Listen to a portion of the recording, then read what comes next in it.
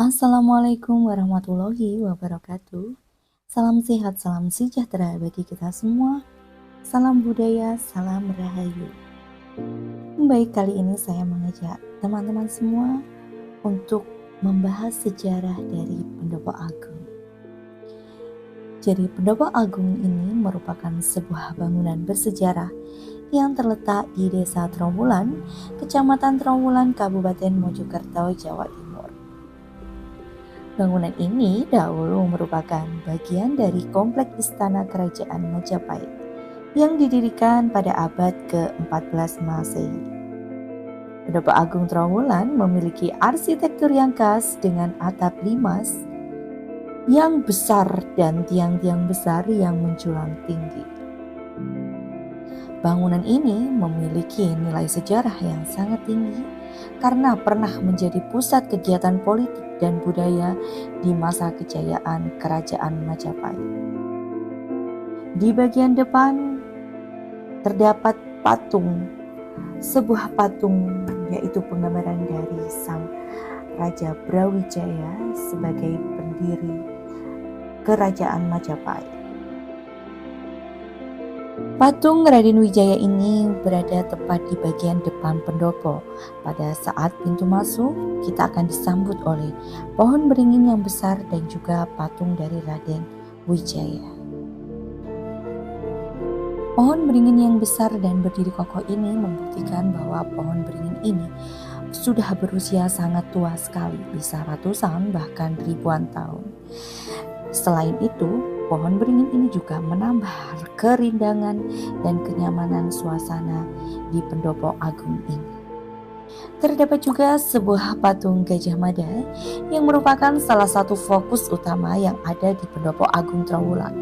Patung ini berdiri di depan pendopo sebagai bagian dari monumen yang mengingatkan pada masa kejayaan Kerajaan Majapahit.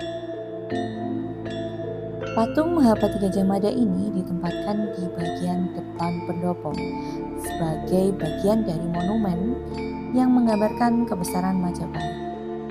Di bagian belakang patung Sang Mahapati Gajah Mada ini juga terdapat nama-nama pejabat dan spomat yang pernah menjabat pada tahun ke tahun yang pernah berdedikasi untuk Trawulan ini.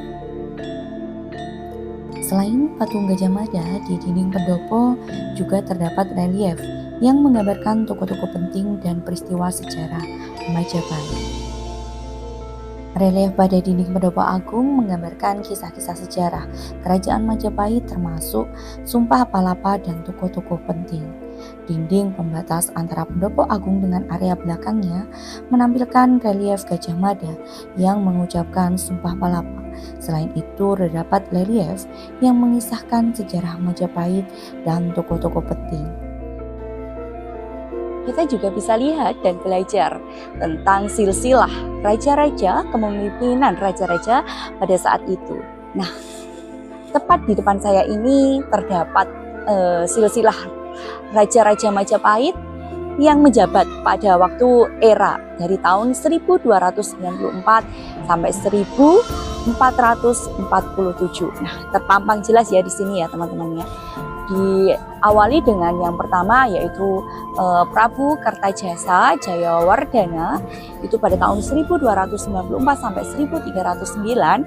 Kemudian ada Prabu Jayanegara atau yang sering dikenal dengan Kalagemet itu pada tahun 1309 sampai 1328. Kemudian ada sebelah sini sampai bawah ini merupakan raja-raja yang memimpin pada kala itu. Jadi selain kita bisa melihat bangunan-bangunan bersejarah ini, kita juga bisa belajar sejarah dan bisa mengetahui tentang kerajaan-kerajaan Majapahit, bahkan raja-raja yang memimpin pada kala itu. Benar saja, selain bisa menikmati keindahan dari Pendopo Agung ini, kita bisa juga belajar sejarah tentang Majapahit pada masa lampau, termasuk dengan raja-rajanya dan bangunan-bangunan yang berstruktur seperti penggambaran Majapahit pada era lampau. Di dinding berikutnya juga terdapat sebuah kisah yang mengisahkan pada waktu Sang Patih Gajah Mada mengucapkan Sumpah Palapa, yaitu sumpah untuk mempersatukan Nusantara demi kejayaan bangsa. Pada pengucapan sumpah tersebut bisa disaksikan oleh para pejabat dan juga raja-raja serta kementerian-kementerian penting pada kala itu. Di sebelah sini terdapat relief-relief yang mana menunjukkan pada waktu Gajah Mada mengucap sumpah ya, yang mana sumpahnya berisi lamun humus kalah Nusantara, isun amukti palapa, lamun kalah ring Gurun, ring Seran, ring Tanjung Pura, ring Haru, ring Pahang, Dompo, ring Bali, Sunda, Palembang, Tumasi, Samana, isun amukti palapa. Jadi relief-relief sebelah sini menunjukkan pada waktu Patih Gajah Mada mengucapkan sumpah amukti palapa. Di sini ya teman-teman bisa lihat ya, banyak sekali di sini terdapat relief-relief yang mana pada saat mengucapkan sumpah nih, Patih Gajah Mada disaksikan oleh banyak sekali menteri-menteri serta prajurit-prajurit serta Raja Brawijaya pada kala itu. Seperti itu. Sumpah Palapa yang diucapkan oleh Gajah Mada adalah sumpah atau janji untuk tidak bersenang-senang atau yang sering dikenal dengan Amukti Palapa hingga Nusantara bersatu di bawah kekuasaan Majapahit. Sumpah ini berisi keinginan kuat Gajah Mada untuk mencapai cita-cita persatuan Nusantara dengan mengorbankan kesenangan pribadi dalam proses tersebut belum terwujud. Isi Sumpah Palapa ini menyatakan bahwa Gajah Mada tidak akan menikmati kesenangan sebelum berhasil menguasai pulau-pulau di Nusantara. Beberapa versi juga menyebutkan nama-nama pulau yang menjadi target seperti Gurun, Seram, Tanjung Pura, Pahang, Dompo, Bali, Sunda, Palembang, dan Tumasi. Sumpah ini mencerminkan keinginan kuat Gajah Mada untuk mempersatukan Nusantara di bawah satu pemerintahan, yaitu Kerajaan Majapahit. Itulah kenapa Pendopo Agung ini dikenal sebagai Pendopo Agung Saksi Bisu Sumpah Palapa dan Pengorbanan Patih Gajah Mada. Dan Pendopo Agung Trowulan ini sendiri berdiri di bekas Pendopo Agung Kerajaan Majapahit pada masa lampau. Umpak-umpak penyangga tiang untuk bangunan konstruksi kayu pada situs ini masih menunjukkan bangunan besar yang layaknya pendopo keraton. Sebelum Pendopo Agung Trowulan berdiri, umpak-umpak batu berdena segi 6 berdiri berjajar dengan membujur arah dari barat ke timur sebanyak 26 buah. Sebanyak 16 diantaranya digunakan sebagai umpak pendopo. Satu umpak digunakan untuk candra sangkala berdirinya Pendopo Agung, sedangkan sisanya diletakkan di halaman bagian sebelah barat pendopo. 3 dari 16 umpak posisinya masih di situ dan berfungsi sebagai umpak sakagur. Pendopo Agung Trowulan didirikan pada tanggal 15 Desember 1966 atas prakarsa Kolonel Sampurna dan berada di bawah naungan Kodam 5 Brawijaya.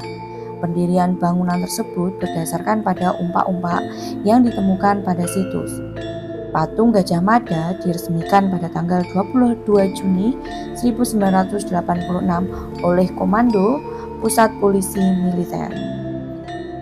Di salah satu bagian dinding terdapat nama-nama Panglima Kodam Brawijaya yang tertulis dengan pahatan.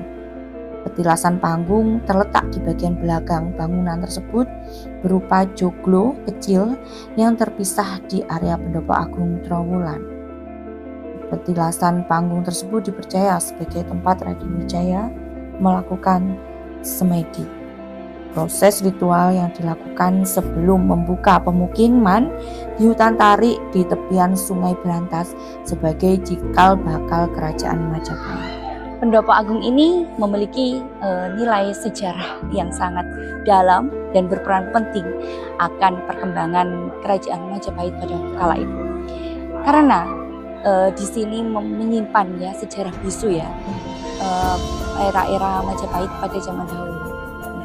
Yang mana kita ketahui di Pendopo Agung ini juga dulunya Patih Gajah Mada, yaitu patih yang sangat terkenal dengan kemampuannya, terkenal dengan luar biasanya pada saat kerajaan Majapahit ya.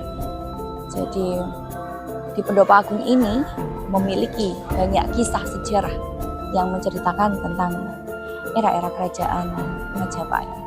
Selain nilai sejarahnya, Pendopo Agung ini memiliki kisah yang sangat luar biasa, yaitu menggambarkan tentang kerajaan Majapahit, pengorbanan seorang Patih Gajah Mada, dan di mana juga Patih Gajah Mada melaksanakan sumpah Amuktipalapa juga dipercaya di sini ya.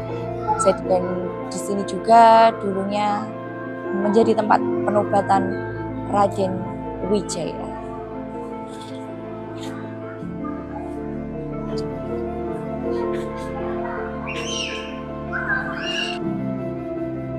Pendopo Agung Trowulan menjadi tempat wisata edukatif, terutama mengenai sejarah kerajaan Majapahit. Bangunan joglo khas Jawa yang cukup luas tersebut juga rekomendasi digunakan sebagai spot foto. Bangunan ini juga memiliki nilai sejarah yang sangat tinggi karena pernah menjadi pusat kegiatan politik dan budaya di masa kejayaan kerajaan Majapahit. Apapun itu, di balik sejarahnya, tetap Pendopo Agung yang berdiri kokoh hingga saat ini menjadi bukti besar penggambaran besarnya kerajaan Majapahit era zaman dahulu yang bisa kita sampai sekarang ini saksikan. Nah, kurang lebihnya saya mohon maaf. Semoga video ini bermanfaat. Maka dari itu, jangan lelah untuk tetap belajar sejarah dan melestarikan kebudayaan asli, khususnya kebudayaan asli Indonesia ini. Akhirul salam, wassalamualaikum warahmatullahi wabarakatuh. Salam budaya, salam rahayu.